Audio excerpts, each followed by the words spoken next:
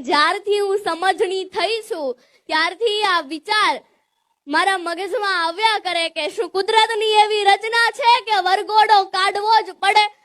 Traffic અને ધ્વનિ પ્રદૂષણ ફેલાવવાનો શું અર્થ છે? શું ડીજે વગર સપ્તપદીના ફેરા ન ફરી શકાય? આપણા પેટની ભૂખ માત્ર ને માત્ર 80 કે 100 ગ્રામની હોય તો 600 કે 800 રૂપિયાની ડીશની શી જરૂરિયાત છે? નવયુગલોની પ્રીત તો પાલવડે બંધાય છે તો ચોરીનો માળો લાખોમાં કેમ લખાય છે? હા, આવા સુપ્રસંગે દીકરી પાર્લરમાં તૈયાર થાય એના ઘણા શોખ હોય, ઘણા સપના જોયા હોય, પણ જ્યાં મોર જાજે ઉગમણે દેશ એવા ગીતો ગવાય છે ત્યાં ડીજેના પડઘા કેમ સંભળાય છે?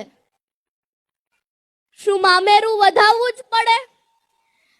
સોશિયલ મીડિયામાં એક પોસ્ટ ખૂબ વાયરલ થઈ હતી કે મામેરાની વિધિ સમયે મામેરું વધાવતા એક બહેનની આંખમાંથી આંસુ આવી ગયા કે ભાઈ બહેન માટે ઓછું મામેરું લાવ્યા હતા એ માટે નહીં, પણ પ્રસંગમાં હાજર સ્ત્રીઓ એમના ભાઈનું સામાન્ય મામેરું જોઈને એમની મજાક ઉડાવતી હતી.